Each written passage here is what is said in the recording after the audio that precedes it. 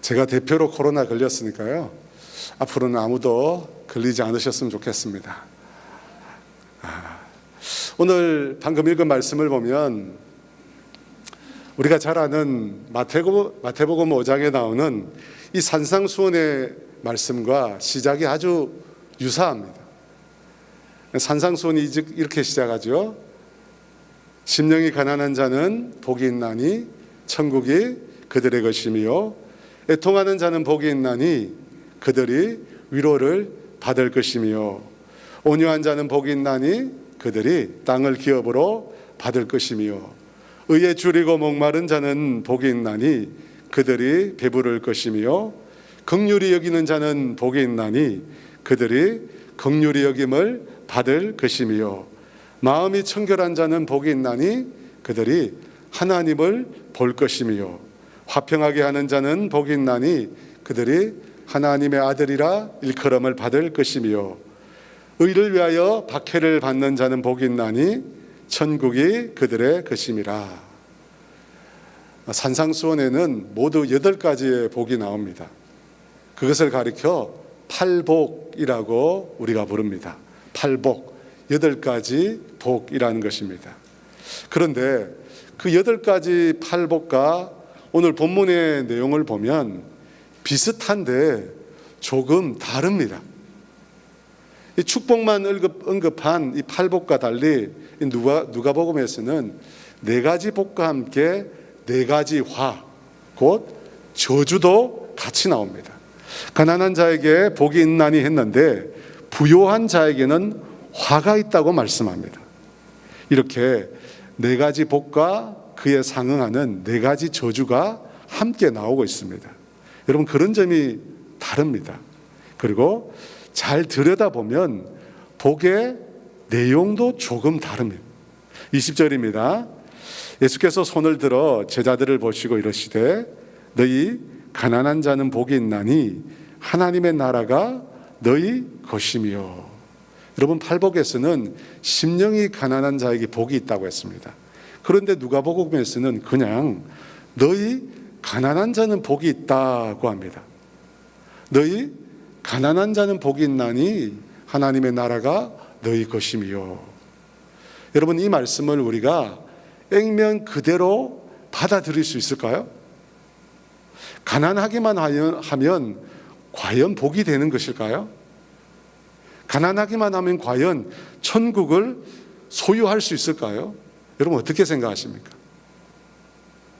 대부분의 사람들은 가난을 복이 아니라 저주라고 생각합니다. 그런데 오늘 본문에서는 부유한 자에게 저주가 있고 가난하면 그것으로 복이 되고 천국에 들어가는 것처럼 말씀하고 있습니다. 여러분, 그렇죠? 글자 그대로만 보면 그런 것 같습니다. 그런데 성경의 어느 다른 부분을 봐도 가난을 이렇게 구원의 조건으로 말씀하신 적이 없습니다. 성경 전체가 말하는 구원은, 천국은 어떻게 합니까? 어떻게 갑니까? 예수님을 믿음으로 가는 것입니다. 예수님을 믿음으로 우리가 구원을 얻는 것입니다. 결코 가난하다고 들어갈 수 있는 곳이 결코 아닙니다. 그렇다면 여러분, 오늘 본문에 가난한 자는 복이 있고 가난한 자는 천국을 얻는다는 이 말씀은 여러분 무슨 뜻일까요? 예수님께서 어떤 의미로 이 말씀을 하고 계신 것일까요? 다시 20절 말씀을 다시 보겠습니다. 예수께서 눈을 들어 제자들을 보시고 이러시되 너희 가난한 자는 복이 있나니 하나님의 나라가 너희 것이며. 여러분, 지금 예수님께서 당신의 말씀을 주시는 대상이 제자들이라고 나와 있습니다. 예수께서 눈을 들어 제자들을 보시고 이르시되, 분명히 예수님의 제자들입니다. 그들에게 예수님께서 말씀을 하고 계신 것입니다. 예수님을 모르거나 불신하는 사람이 아니라 지금 예수님을 믿고 따르고 있는 자들에게 이 말씀을 하셨다는 것입니다. 여러분, 지금으로 치면 이 말씀은 이 땅의 교회에게 하신 말씀입니다. 예수님을 믿고 따르는 믿음의 공동체인 교회에 주님께서 주신 말씀이라는 것입니다. 그들에게 너희 가난한 자는 복이 있나니 천국이 너희 것임이라 라고 하십니다. 너희 가난한 자, 이 너희라고 하는 말은 제자들을 말하잖아요. 근데 너희라고 하는 이 제자들에게 가난이라고 하는 조건을 달고 계십니다. 너희 가난한 자, 달리 말하면 가난한 제자들을 말하는 것입니다. 여러분, 이 가난한 제자들, 너희 가난한 자, 여러분 이 사람들은 누구일까요? 우리가 몇 주 전에 예수님을 따라 제자가 된 사람들을 우리가 살펴보았습니다. 여러분, 그들이 누구였습니까? 갈릴리 바닷가의 어부였던 베드로와 그 동료였습니다. 그리고 세리 레위였습니다. 그들이 예수님의 제자가 되었습니다. 그런데 그 예수님의 제자가 되려고 할 때 공통적으로 그들이 한 행동이 있습니다. 어떤 행동을 했을까요? 누가복음 5장 11절에 보니까 그들이 배들을 육지에 대고 모든 것을 버려두고 예수를 따르니라. 누가복음 5장 28절에도 그 레위가 모든 것을 버리고 일어나 따르니라. 여러분, 무엇을 했다고 했습니까? 예수님의 제자가 되기 위해서 그들이 한 행동은 모든 것을 다 버렸다는 것입니다. 배도 버리고 건물도 버리고 직업도 버리고 심지어 가족도 버렸습니다. 그리고 예수님을 따랐던 것입니다. 그래서 이 제자들은 가난해진 것입니다. 모든 것을 다 버렸으니까 남는 게 아무것도 없잖아요. 그러니까 지금 이 제자들의 상태는 가난해진 것입니다. 마가복음 10장 28절 이하에 베드로가 당시 그 일을 이렇게 말합니다. 마가복음 10장 28절에서 30절, 베드로가 여짜와 이르되 보소서 우리가 모든 것을 버리고 주를 따랐나이다. 예수께서 이르시되 내가 진실로 너희에게 이르노니 나와 복음을 위하여 집이나 형제나 자매나 어머니나 아버지나 자식이나 전토를 벌인 자는 현세에서 집과 형제와 자매와 어머니와 자식과 전토를 100배나 받되 박해를 겸하여 받고 내세 영생을 받지 못할 자가 없느니라. 여러분, 이 말씀은 오늘 본문의 말씀과 정확하게 부합합니다. 제자들은 모든 것을 버리고 예수님을 따랐습니다. 예수님을 위하여 집이나 형제나 자매나 어머니나 아버지나 자식이나 전토를 다 버렸습니다. 그렇게 모든 것을 다 버렸기에 가난하게 된 것입니다. 그런 제자들에게 예수님께서 무엇을 약속하고 계십니까? 마가복음 10장 30절에 현세에서 집과 형제와 자매와 어머니와 자식과 전토를 100배나 받되 박해를 겸하여 받고 내세에 영생을 받지 못할 자가 없느니라. 내세에 영생을 받지 못할 자가 아무도 없다고 말씀하십니다. 오늘 말씀으로 너희 가난한 자들이 복이 있나니 하나님의 나라가 너희 것임이라, 천국이 너희 것임이라, 이 말씀과 똑같은 것입니다. 그래서 이 20절 말씀은 예수님을 따르기 위해서 모든 것을 다 버린 제자들을 가리키는 표현입니다. 예수님을 위해 모든 것을 다 버리고 가난하게 된 제자들을 가리켜 너희 가난한 자라고 예수님께서 말씀하신 것입니다. 그래서 20절 말씀을 쉽게 이해하려면 이 너희 가난한 자라고 하는 이 말씀 앞에 22절에 나오는 인자 곧 예수님으로 말미암아라고 하는 말을 그 앞에다가 붙이면 됩니다. 그러면 이렇게 되는 겁니다. 예수님으로 말미암아 가난한 자는 복이 있나니 하나님의 나라가 너희 것임이라. 여러분, 예수님으로 말미암아 가난한 자, 예수님으로 말미암아 가난해진 자에게 복이 있다고 합니다.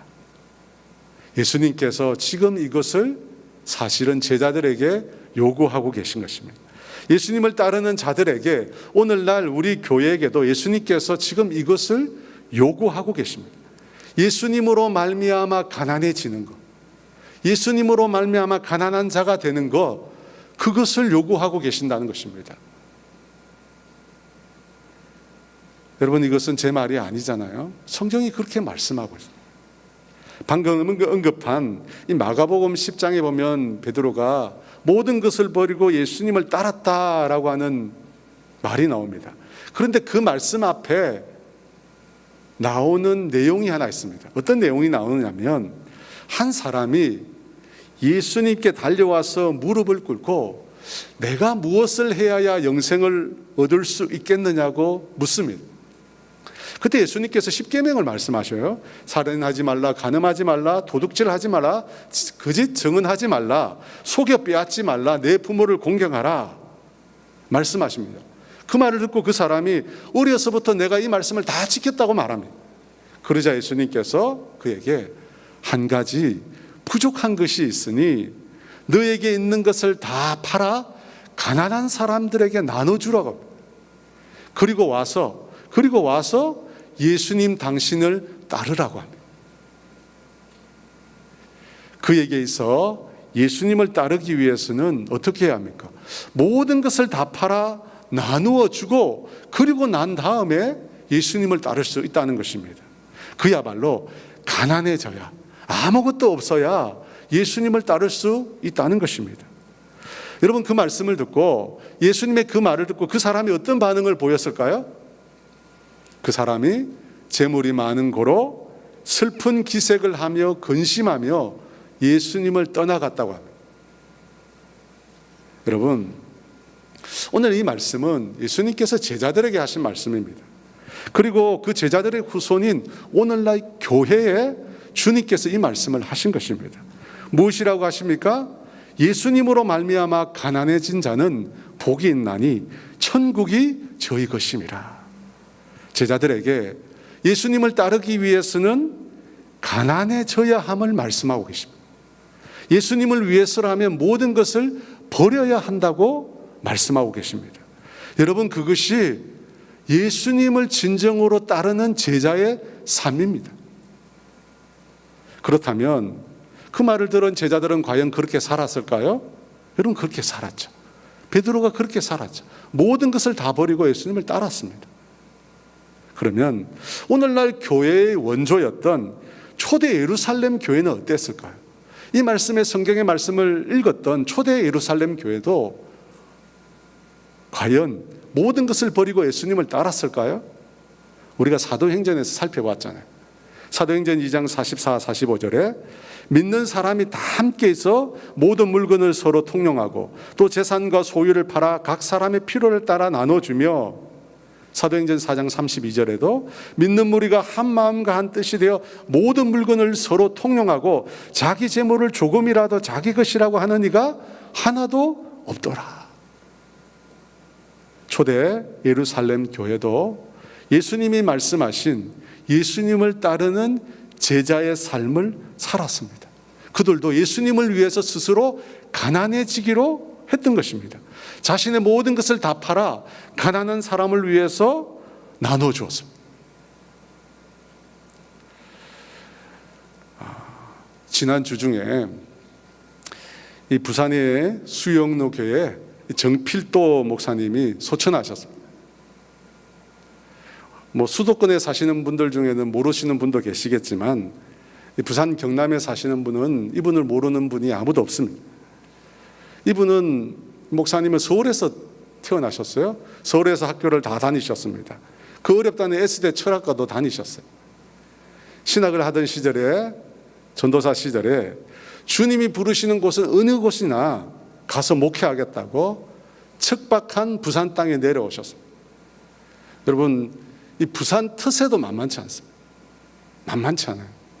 지금은 달라졌지만 예전에는 이 서울말 쓰는 사람 자체를 싫어요. 그래서 제가 고향에 가면 대접을 못 받습니다. 서울말 쓴다고. 서울 사람들이 볼 때는 서울말도 아닌데 서울말 쓴다고 사람들이 자꾸 그렇게 생각해요. 그런 부산에 가서 교회를 개척하시고 40년 넘게 목회를 하셨어요. 그 사이 교회도 엄청나게 부흥해서 큰 교회가 되었죠. 저도 대학 다닐 때 친구들이 그런 말이 있었어요. 그 교회 지하실에 기도실이 있었거든요.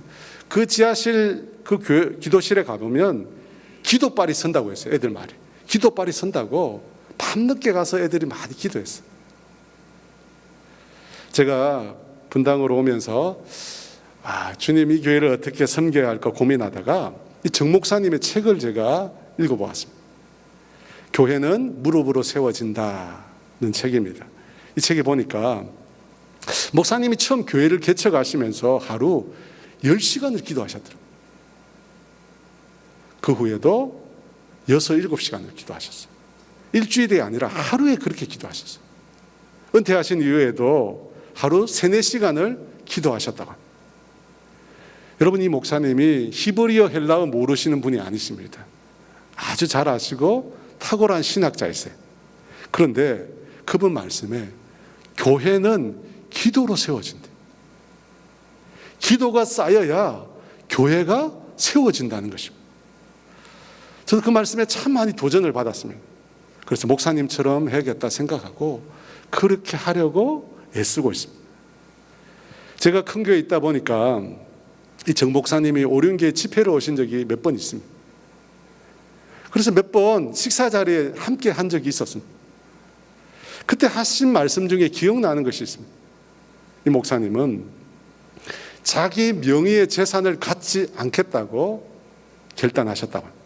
그래서 자기 명의의 집도 자기의 명의의 차도 심지어 통장도 없다고 하셨어요. 여러분, 큰 목사님이시잖아요. 큰 교회 목사님이잖아요. 현대에 가보면 정말 그 교회가 엄청나게 큽니다.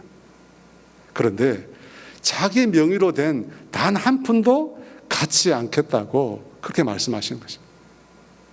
물론 우리 생각에도 교회에서 다 필요한 데 다 해주셨겠죠.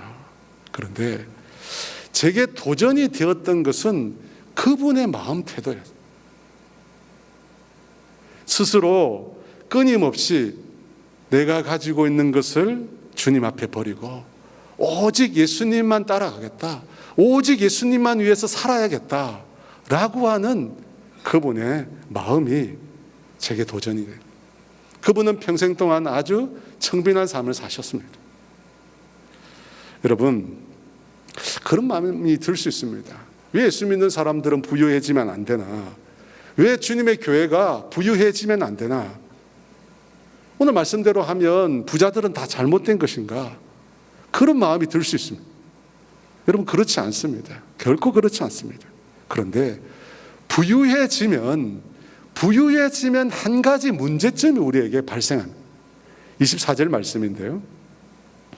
그러나 화 있을진저 너희 부요한 자여 너희는 너희의 위로를 이미 받았도다. 여러분, 부유한 자에게 무엇이 문제라고 합니까? 너희는 너희의 위로를 이미 받았도다.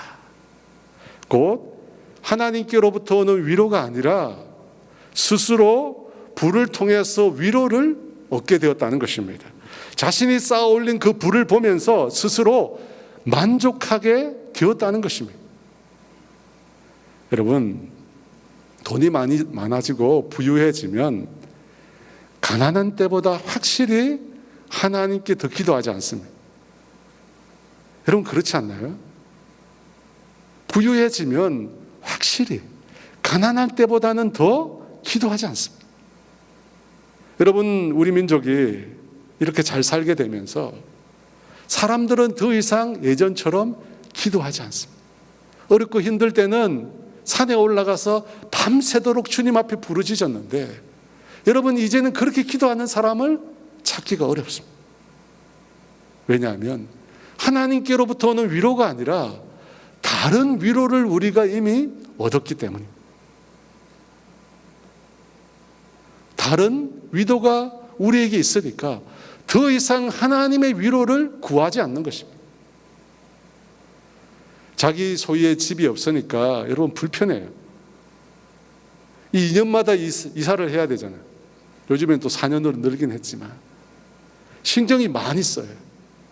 그런데 좋은 점은 그래서 기도하잖아요. 이사를 갈 때마다 기도하죠. 갈 때마다 하나님께 구하게 되는 것입니다. 누가복음 14장에 보면 예수님께서 당신의 제자가 되는 조건을 제시하십니다. 자기 목숨을 미워하지 않으면 능히 내 제자가 되지 못하고 십자가를 지고 나를 따르지 않는 자도 능히 내 제자가 되지 못하고 말씀하십니다. 그 말씀을 하시면서 망대를 세우는 이야기를 하십니다. 망대. 사람이 망대를 세우려면 먼저 그 망대를 세우는데 들어가는 비용을 계산한다는 겁니다.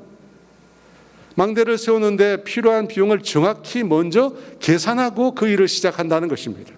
여러분, 만약 계산하지 않으면, 만약 잘못 계산하면 그 망대 세우는 일이 어떻게 됩니까? 기초만 쌓고 망대를 다 세우지 못하는 그런 일이 일어날 수 있다는 것입니다. 여러분, 이 일은 망대를 세우는 그 일도 우리 비용을 계산하는데, 우리 인생을 사는 것도 당연히 우리가 계산을 해봐야 된다는 것입니다. 여러분, 어떤 계산을 해야 된다는 것입니까? 죽음 이후의 삶을 위해서 이 땅에서 내가 어떤 삶을 살 것인가를 계산해 보라는 뜻입니다. 정말 천국을 믿는다면 이 땅에서 그 천국을 세워가기 위해서, 망대를 세우듯이 그 천국에서 내 삶을 세우기 위해서 내가 지금 어떤 삶을 살 것인가 계산해 보라는 뜻입니다. 만약 우리가 이 땅에서 육신의 편안함과 안락함만을 위해서 산다면 과연 천국을 위해서 내 삶을 제대로 잘 계산한 것일까요? 여러분, 그렇지 않을 것입니다. 망대를 세우듯이 죽음 이후의 삶을 세우기 위해서 우리가 계산을 잘 해야 합니다. 우리의 삶을 어떻게 계산해야 할까요? 제가 2주간 정확하게는 열흘인데요, 이 밀접 접촉자로 또 확진자로 집에만 계속 있었습니다. 심한 정말 몸살이 난 그런 증세가 나타나더라고요. 그러면서 얼핏 그런 생각이 들었습니다. 왜냐하면 사람들이 많이 죽어나가니까 혹시 이대로 나도 부르심을 받을 수 있겠다. 그러면서 어떻게 하지? 그런 마음이 슬쩍 들더라고요. 여러분, 일주일간 이 코로나로 인해서 생을 마감한 사람의 숫자가 1일 319명, 327명, 329명, 384명, 281명, 469명, 393명, 323명. 여러분, 하루에 죽은 숫자. 저는 1일 사람들이 죽는 숫자를 생각해 보지 않았거든요. 예전에 한두 명 죽는 것 같았어요. 10명 죽는 것 같았어요. 그런데 지금은 하루에 300명이 넘게 죽어나가고 있습니다. 그래프를 보세요. 끝이 막 올라가잖아요. 가파르게 오르잖아요. 물론 곧 수그러들겠죠. 그렇게 되리라고 믿습니다. 근데 그 그래프를 보면 여러분, 우리가 언제 우리 자신이 부르심 받을지 모르는 것입니다. 나는 아닐 거야 하지만 우리에게도 그 시간이 반드시 찾아오게 돼 있어요. 오늘 예수님께서 당신의 제자들에게 예수님으로 말미암아 가난해진 자는 복이 있다고 하셨습니다. 천국이 그들의 것이라고 했습니다. 제자들도 예수님을 따르기 위해서 모든 것을 다 버렸습니다. 초대교회 성도들도 자기의 소유를 내 것이라고 하지 않고 아낌없이 나누는 삶을 살았습니다. 여러분, 어떻게 그런 삶을 살 수 있었을까요? 여러분, 20절 말씀을 앞뒤를 뒤집어 보면 알 수 있습니다. 너희 가난한 자는 복이 있나니 천국이 너희 것이며, 이 말씀을 앞뒤를 뒤집으면 어떻게 되냐면 천국을 가진 자는 복이 있나니 너희는 이 땅에서 가난한 자가 되라거든. 이미 천국을 소유했으니까, 이미 천국을 가졌으니까 이 땅에서는 가진 것을 놔두는 삶을 살라는 것입니다.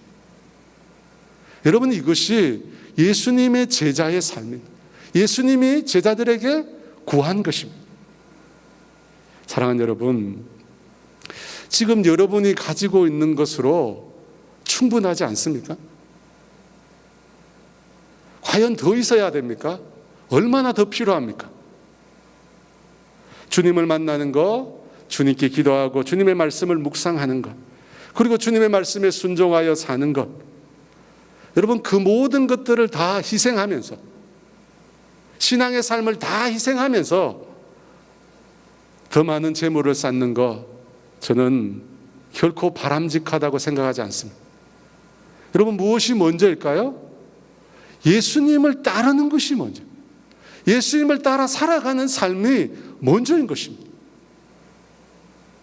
예수님을 따라 살아가는 삶 없이 다른 모든 것은 결국 헛된 것입니다. 정필도 목사님은 마지막에 폐렴으로 소천하셨습니다. 그분은 연명치료를 거부하셨습니다. 호흡기를 떼면 숨을 쉴 수 없는데 그럼에도 떼라고 하셨습니다. 그리고 잠시 몸을 일으키시고 마지막으로 하신 것이 임종기도라고 합니다. 임종기도. 여러분, 대부분 사람들은 그때 되면 제정신이 아니기에 헛소리를 많이 합니다. 그런데 목사님은 그 마지막 순간에도 기도하셨어요. 평생 기도의 삶을 사셨기에 마지막 순간에도 기도로 자신의 생을 마감한 것입니다. 저는 그 얘기를 듣고 소원이 생기더라고요. 아, 그렇다. 나도 마지막에 내 인생을 기도로 마무리하고 싶다. 기도를 하나님 앞에 딱 드리고 난 다음에 하나님 앞에 부르심 받으면 좋겠다. 그런 마음이 들었습니다. 사랑하는 여러분, 우리는 이 땅에서 천국을 준비하는 삶을 살아야 합니다. 예수님의 제자는 이 땅에서 천국을 위한 삶을 미리 계산하고 살아야 합니다. 여러분, 망대를 짓는 비용을 잘못 계산하면 기초만 쌓고 망대를 짓지 못하게 됩니다. 그렇게 되면 사람들이 그것을 두고 비웃는다고 성경에 말씀합니다. 여러분, 우리도 마찬가지입니다. 천국을 위해서 비용 계산을 잘 해야 합니다. 어떻게 살면 내가 천국을 위한 삶을 준비할 수 있을까? 예수님으로 말미암아 가난해진 사람은 복이 있나니 천국이 저희 것입니다. 예수님으로 말미암아 가난해진 사람은 복이 있나니 천국이 저희 것입니다. 이 말씀을 여러분 꼭 기억하시길 주 이름으로 축원합니다. 예수님의 제자는 어떤 삶을 살아야 하는가? 두 번째가 21절 하반부인데요. 지금 우는 자는 복이 있나니 너희가 웃을 것이미요. 여기 울다라고 하는 말은 신약 성경에서 슬픔의 장면에서 많이 사용이 되었습니다. 헤어질 때, 환난을 당할 때, 죽음으로 인해서 슬퍼할 때 이 운다는 단어를 사용했습니다. 그런데 이 울다는 말이 슬픔의 순간 말고 회개를 의미할 때도 이 단어가 사용이 되었습니다. 자신의 죄를 깨닫고 그것을 아파하며 고통스러워할 때, 내 죄 때문에 아파하고 고통스러워할 때, 그때도 이 울다라고 하는 단어가 사용되었다는 것입니다. 여러분, 그때 그 울음을 성경에서 애통이라고 합니다. 자신의 죄를 회개하며 흘리는 그 눈물, 여러분, 그것을 애통이라고 하는 것입니다. 예수님의 제자는 죄에 대해서 애통하는 자입니다. 그래서 팔복에서는 단순 우는 것이 아니라 애통하는 자는 복이 있나니 저희가 위로를 받을 것이미요 라고 말씀합니다. 사랑하는 여러분 자신의 죄에 대해서 애통해 보신 적이 있으십니까? 내 죄로 인해서, 내가 지은 죄로 인하여 가슴 깊이 아파하면서 고통스러워 해보신 적이 있으십니까? 여러분, 만약 없다면 죄송합니다. 그분은 거듭난 그리스도인이 아닙니다. 내 죄 때문에 내가 아파 본 적이 없다면 그분은 거듭난 그리스도인이 아니에요. 왜냐하면 예수님을 만난 사람은 자신의 죄로 인하여 깊이 애통하게 되어 있습니다. 내 죄로 인하여 아파하고 고통스러워하게 되어 있습니다. 왜냐하면 바로 그 죄 때문에, 바로 내 죄 때문에 예수님께서 십자가를 지셨기 때문입니다. 십자가의 고통을 예수님께서 겪으셨기 때문입니다. 나라고 하는 존재가 무엇이라고 하나님의 아들이 그런 고통을 지셨습니다. 내가 뭐길래 천지 우주 만물을 창조하신 그 하나님께서 자신의 육신을 그렇게 갈기갈기 찢으시고 그런 고통을 받으셨습니까? 엘리 엘리 라마 사막다니 나의 하나님 어찌하여 나를 버리시나이까? 왜 예수님께서 그토록 고통을 당하셨을까요? 여러분, 내 죄 때문입니다. 여러분 죄 때문이에요. 여러분 죄 때문에 예수님께서 그렇게 큰 고통을 당하신 것입니다. 그래서 자신의 죄에 대해 깊이 애통해 본 사람은 예수님의 십자가의 의미를 아는 것입니다. 그런데 참 놀라운 것은 자신의 죄로 인해 고통, 자신의 죄로 인하여 애통해 본 그 사람은 그 애통을 통해서 하나님의 놀라운 위로를 경험합니다. 애통하는 자는 복이 있나니 그들이 위로를 받을 것이며 라고 했잖아요. 어떻게 애통을 통해서, 고통하고 슬퍼하는 것을 통해서 위로를 얻을 수 있을까요? 그것은 애통하는 것, 슬퍼하는 것, 그것이 끝이 아니기 때문에. 끝이 아니에요. 예수님께서 당하신 그 고통으로 인해서 내가 새로운 생명을 얻게 되기 때문입니다. 예수님의 고통으로 인해서 어떻게 됩니까? 내가 천국을 소유하게 되는 거예요. 그래서 애통하는 자는 위로를 얻게 되는 것입니다. 위로를 얻게 돼요. 여러분, 이것이 십자가의 반전입니다. 여러분, 우리의 애통은 애통으로, 슬픔으로, 눈물로 끝나지 않습니다. 죄에 대해서 아파하고 고통스러워하는 것, 너무나 힘들어하는 것, 그 상태로 끝나는 게 아니에요. 그 애통을 통해서 죽음에서 생명으로, 심판에서 구원의 자리로 옮겨오는 놀라운 역사를 우리가 경험하게 되는 것입니다. 여러분, 그것을 이사야 61장 3절에 아주 잘 표현하고 있습니다. 무릇 시온에서 슬퍼하는 자에게 화관을 주어 그 죄를 대신하여 기쁨의 기름으로, 그 슬픔을 대신하여 찬송의 옷으로 그 근심을 대신하시고 그들이 의의 나무 곧 여호와께서 심으신 그 영광을 나타낼 자라 일컬음을 받게 하려 하심이라. 슬퍼하는 자에게 화관을 준다고 합니다. 그 죄를 대신하여 화관을 준다고 합니다. 여러분, 구약시대 이 죄라고 하는 것은 회개할 때 뒤집어 쓰는 거잖아요. 죄를 뿌려요. 그런데 그것 대신 어떻게 한다고 합니까? 꽃으로 아름다운 간을 씌워 주시겠다고 합니다. 회개하는 자에게, 자신의 죄에 대해서 애통하는 자에게 화관을 주님께서 씌워 주신다는 겁니다. 면류관을 우리에게 씌워 주시는 것입니다. 그리고 그 슬픔을 대신하여 기쁨의 기름으로, 그 근심을 대신하여 찬송의 옷을 주신다고 합니다. 여러분, 이게 위로잖아요. 여러분, 천국에는 슬픔이 없어요. 천국에는 고통이 없습니다. 천국에는 기쁨밖에 없어요. 슬픔을 기쁨으로, 근심을 찬송으로 바꿔주시기 때문에. 그래서 천국에는 모두 기뻐요. 항상 기뻐하고 항상 찬양합니다. 자기 죄로 애통하는 자에게 이와 같은 위로가 주어집니다. 저는 여러분 모두에게 이런 하나님의 놀라운 위로가 있기를 원합니다. 그것은 진정 자기 죄를 애통하는 자에게 주어지는 것입니다. 그런데 이 자기 죄 때문에 애통하는 것 외에 다른 사람의 죄, 내 죄가 아니라 다른 사람의 죄로 인하여 애통하는 자에게도 하나님의 놀라운 위로가 있습니다. 곧 예수님을 믿지 않는 영혼을 위하여 흘리는 눈물, 믿지 않는 영혼을 불쌍히 여겨서 아파하면서 고통스러워하면서 흘리는 그 눈물, 여러분, 그 눈물, 그 애통의 눈물, 그것을 주님이 아시고 그것을 위로로 갚아주신다는 겁니다. 언제 그렇게 될까요? 언제 위로를 얻게 될까요? 내가 그토록 울면서 기도했던 그 영혼이 예수님께로 돌아올 때, 예수 믿고 돌아올 때 말로 다 할 수 없는 기쁨이, 말로 다 할 수 없는 위로가 우리에게 생겨난다는 것입니다. 여러분, 출애굽기 32장에 보면 이 모세가 하나님께 율법을 받으러 시내산에 올라갑니다. 그리고 올라가서 40일 동안 기도하잖아요. 내려오지 않습니다.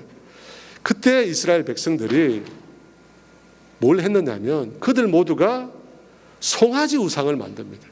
그리고 애굽에서 우리를 인도한 신이라고 부르면서 그 송아지 우상에게 경배를 드립니다. 율법을 두 손에 받고 내려오던 모세가 그 장면을 보며 분노합니다. 그리고 하나님께 받은 그 율법의 두 돌판을 던져버려요. 얼마나 화가 났으면 던져버렸을까. 그리고 레위 자손을 통해서 우상 숭배에 빠져있던 그 백성들을 그날 하루에 3,000명을 도륙합니다. 그리고 그 다음날 모세가 하나님 앞에 나아가 엎드려 이렇게 기도합니다. 출애굽기 32장 31절 32절에 모세가 여호와께로 다시 나와 여짜오되 슬프도소이다. 이 백성이 자기들을 위하여 금신을 만들어 싸우니 큰 죄를 범하였나이다. 그러나 이제 그들의 죄를 사하시옵소서.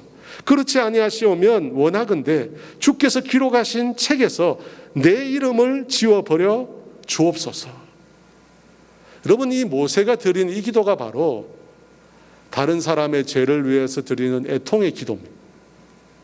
이스라엘 백성의 그 죄악을 두고 모세가 가슴을 치며 심히 고통스러워하는 것입니다. 그가 뭐라고 합니까? 그들의 죄를 용서해 달라고. 그렇게 하지 않으시려면 주님께서 기록하신 그 책에서 내 이름을 빼달라고, 내 이름을 빼달라고 그렇게 소원하오니 용서해 달라고 기도합니다.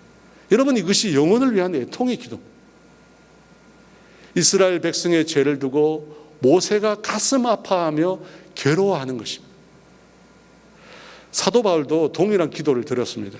로마서 9장 1절과 3절에 내가 그리스도 안에서 참말을 하고 거짓말을 아니하노라. 나에게 큰 근심이 있는 것과 마음에 그치지 않는 고통이 있는 것을 내 양심이 성령 안에서 나와 더불어 증언하노니 나의 형제 곧 고륙의 친척을 위하여 내 자신이 저주를 받아 그리스도에게서 끊어질지라도 원하는 바로라.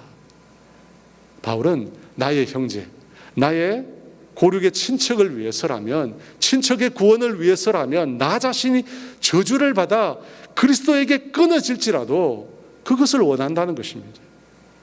여러분, 이것이 애통의 기도예요. 내 형제의 구원을 위해서 아파하며 고통하는 것입니다. 예수님을 따르는 제자라면, 내가 예수님을 따르고 있다면 다른 사람의 죄를 두고, 다른 사람의 영혼의 구원을 두고 여러분 애통할 수 있어야 한다는 것입니다. 여러분, 우리 주님은 애통을 기뻐하십니다. 그리고 그 애통을 들으시고 그 눈물을 들으시고 주님은 응답하십니다. 여러분, 우리가 다른 사람을 위해서 애통해야 하는 것, 여러분 이거 정말 힘든 거예요. 쉬운 게 아니에요. 그 영혼을 두고 가슴 아파하며 고통스러워하는 것, 여러분 정말 힘든 거예요. 저도 아주 오래전에 그런 애통을 경험한 적이 있습니다. 제가 제 아버지를 구원을 놓고 기도할 때였습니다. 제가 예수를 믿고 났는데 저희 아버지가 예수를 믿지 않고 있었거든요. 예수님 없이 살아가는 그 아버지의 모습이 너무나 저에게 불쌍하게 느껴진 거예요. 내가 사랑하는 아버지인데, 내가 그토록 사랑하는 아버지인데 구원받지 못하고 영원한 멸망을 받는다 생각하니까 견딜 수가 없는 거예요. 견딜 수가 없는 거예요. 그래서 모세처럼 바울처럼 기도했습니다. 주님, 내 영혼을 데려가시더라도, 주님 내 영혼을 데려가시더라도 내 아버지 구원해 주세요. 내 아버지 건져주세요. 내 아버지 예수 믿게 해주세요.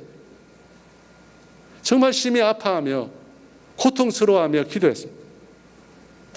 여러분, 그러니까 주님이 그 애통을 잊지 않으시더라고요. 주님이 그 애통을 잊지 않으세요. 그리고 저희 아버지를 구원해 주셨어요. 사랑하는 여러분, 이 영혼을 향한 애통의 눈물, 영혼의 죄를 향한 애통의 마음 여러분에게 있으십니까? 믿지 않는 영혼, 언제 어떻게 될지 모르는 지금 이 시대에, 이 시국에 지옥으로 달려가고 있는 그 영혼 바라보며 가슴 아파하고 그 영혼을 향하여 눈물 여러분에게 있으십니까? 예수님을 따르는 제자들에게는 그 눈물이 있다고 합니다. 여러분, 그 애통의 눈물이 놀랍게도 영혼을 건져냅니다. 시편 126편 6절입니다. 울며 씨를 뿌리러 나가는 자는 반드시 기쁨으로 그 곡식단을 가지고 돌아오리로다. 울며 애통하며 씨를 뿌리는 자는 반드시 기쁨으로 돌아온다고 합니다. 사랑하는 여러분, 여러분의 손에도 기쁨의 곡식단을 얻고 싶지 않습니까? 그렇다면 영혼을 위해 애통하십시오. 영혼을 위해서, 그의 구원을 위해서 가슴 아파하시고 가슴을 치며 눈물로 기도하십시오. 주님은 그 애통을 잊지 않으십니다. 주님은 그 애통을 들으시고 그 애통하는 마음을 위로해 주십니다. 괜찮다, 괜찮다, 이런 위로가 아니에요. 믿지 않는 그 영혼을 위해 우리가 애통의 눈물을 흘릴 때 주님은 놀랍게도 그 지옥의 권세에서 그 영혼을 건져내신다. 주님의 강한 손으로 지옥으로 향해 달려가는 그 영혼을 붙잡아 주신다는 겁니다. 주께로 그 영혼을 이끌어 주신다는 겁니다. 사랑하는 여러분, 주님이 주시는 그 진정한 위로, 애통의 기도를 통해서 얻게 되는 그 위로를 저와 여러분 모두가 얻게 되기를 주의 이름으로 축원합니다. 아멘. 이 시간 함께 우리 찬양합니다. 예수 따라가며 함께 찬양합니다.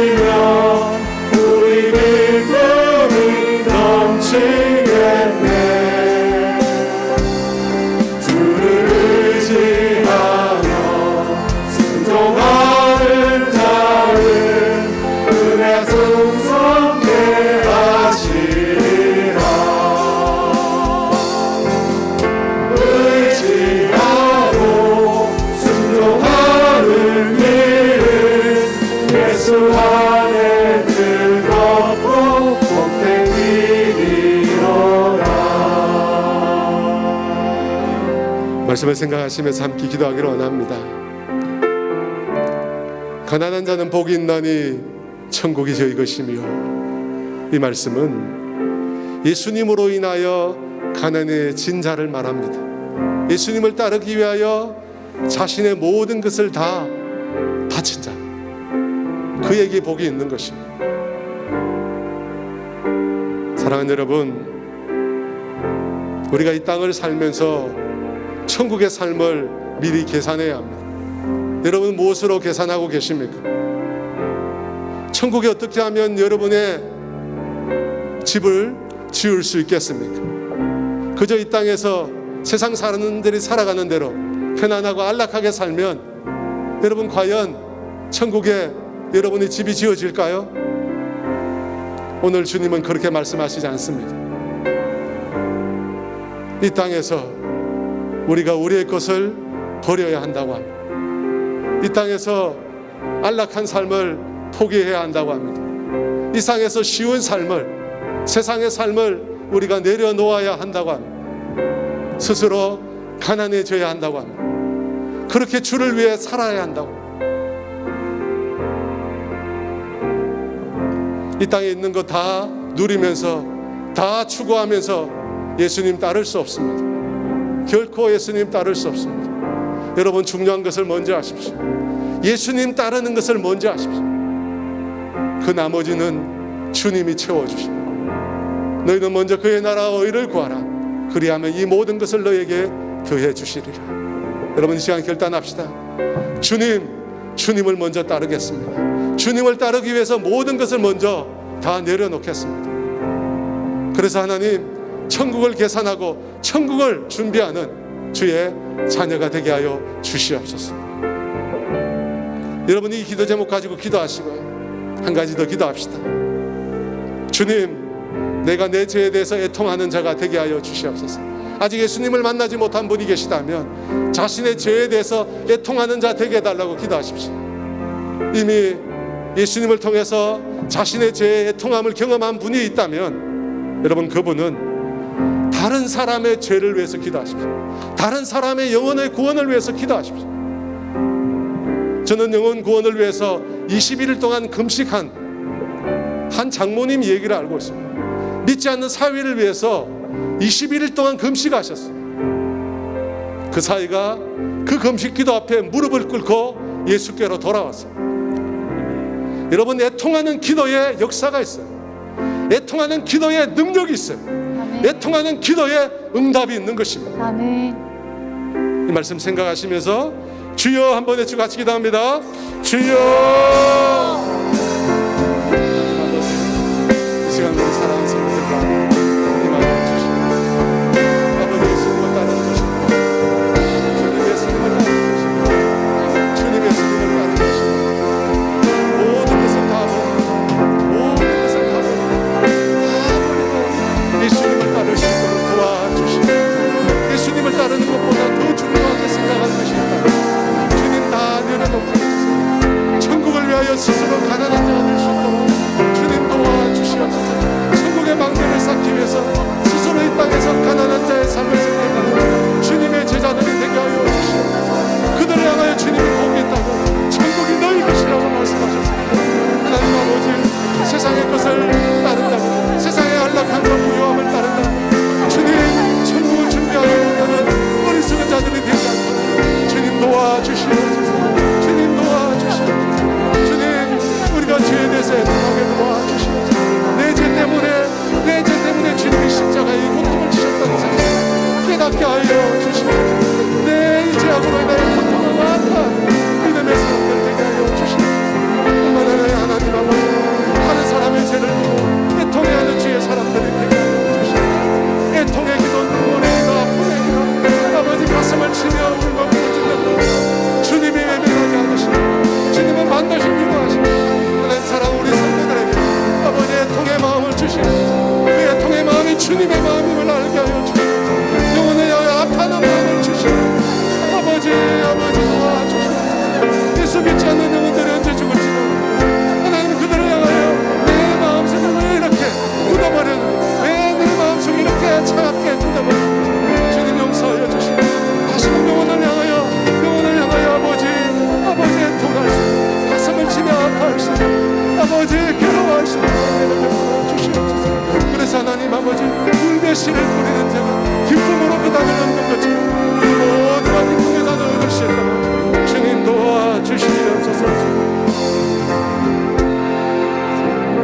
하나님 아버지, 오늘 말씀을 통해서 제자가 어떤 삶을 살아야 되는가 생각해 보았습니다. 하나님, 예수님을 따르기 위해서 모든 것을 버려둘 수 있는 제자가 되게 하여 주시옵소서. 예수님을 위해서 스스로 가난해진 자는 복이 있나니 천국이 저희 것이라고 했습니다. 우리는 이미 천국을 소유했기에 예수님을 위해서 이 땅에서 안락함, 예수님을 위해서 이 땅에서 아버지 편안함 내려놓을 수 있도록 도와주시옵소서. 복음을 위하여, 예수님을 위하여 헌신하고 땀 흘리고 수고하고 나눠주고 스스로 가난해지는 삶을 살아갈 수 있도록 주님 우리에게 믿음을 더하여 주시옵소서. 주님, 예수님의 제자는 영혼을 향하여 애통의 마음을 갖는 자라고 했습니다. 우리의 심령 가운데 애통함을 주시옵소서. 죽어가는 영혼을 향하여 가슴 아파하고 죽어가는 영혼을 향하여 고통스러워하는 그 주님의 마음을 주님 우리 가운데 허락하여 주시옵소서. 그래서 영혼을 향하여 애통의 기도를 드리는, 가슴 아파하는 기도를 드리는 우리가 되게 하여 주시옵소서. 그래서 주님으로부터 참된 위로를 경험하는 천국의 백성들 다 되게 하여 주시옵소서. 지금은 우리 주 예수 그리스도의 은혜와 하나님의 다함이 없는 사랑하심과 성령님의 교통하심과 인도하심과 위로하심, 오늘 예수님의 말씀을 따라 예수님의 진정한 제자로, 천국을 위하여 스스로 가난한 자로, 영혼을 위하여 애통하는 자로 살기로 결단하는 사랑하는 성도들 위해 이제로부터 영원토록 함께 하시기를 간절히 축원하옵나이다.